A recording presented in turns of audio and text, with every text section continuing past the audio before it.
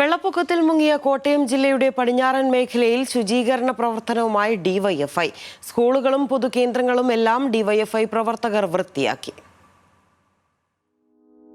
വെള്ളം ഇറങ്ങി തുടങ്ങി. പക്ഷേ കോട്ടയത്തിന്റെ പടിഞ്ഞാറൻ മേഖലയിൽ ദുരിതം മാറിയിട്ടില്ല. അടിഞ്ഞുകൂടിയ ചെളി നീക്കം ചെയ്യാൻ കൂട്ടായ പ്രവർത്തനം ആവശ്യമാണ്. സ്കൂളുകളും പൊതുകേന്ദ്രങ്ങളും എല്ലാം വൃത്തിയാക്കാൻ ഇതോടെ ഡിവൈഎഫ്ഐ രംഗത്തിറങ്ങി. മുൻപ് പ്രളയകാലത്തും ഡിവൈഎഫ്ഐയുടെ ശുചീകരണ പ്രവർത്തനങ്ങൾക്ക് വലിയ കയ്യടി ലഭിച്ചിട്ടുണ്ട്. ഒരേ സമയം 7ഓളം കേന്ദ്രങ്ങളാണ് ജില്ലാ കമ്മിറ്റിയുടെ നേതൃത്വത്തിൽ വൃത്തിയാക്കിയത്. ജില്ലയുടെ വിവിധ ഭാഗങ്ങളിൽ നിന്നുള്ള 200-ലേറെ പ്രവർത്തകർ ശുചീകരണത്തിൽ പങ്കാളികളായി.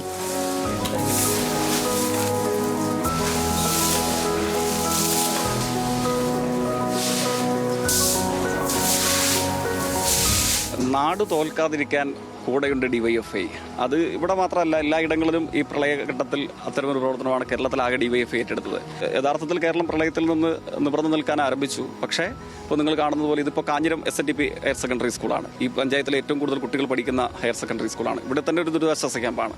ഇങ്ങനെ പടിഞ്ഞാറൻ പ്രദേശത്തെ വിവിധ പൊതുകേന്ദ്രങ്ങൾ തിരഞ്ഞെടുത്തിട്ട് അവിടെ ആകെ ഡിവൈഎഫ്ഐയുടെ യൂത്ത് ബ്രിഗേഡ് തിരഞ്ഞെടുക്കപ്പെട്ട 200ഓളം വരുന്ന വോളണ്ടിയർമാരുടെ നേതൃത്വത്തിൽ ഇതാകെ ഈ പറഞ്ഞ പോലെ വലിയൊരു വീണ്ടെടുപ്പ് പ്രവർത്തനമാണ് സംഘടിപ്പിച്ചത്. മണിക്കൂറുകൾ നീണ്ട പരിശ്രമങ്ങൾക്കൊടുവിൽ സ്കൂളുകളും അംഗൻവാടികളും എല്ലാം പഴയതുപോലെ തലയുയർത്തി. വരും ദിവസങ്ങളിലും ശുചീകരണ പ്രവർത്തനങ്ങൾ തുടരുമെന്ന് ഡിവൈഎഫ്ഐ നേതൃത്വം അറിയിച്ചു.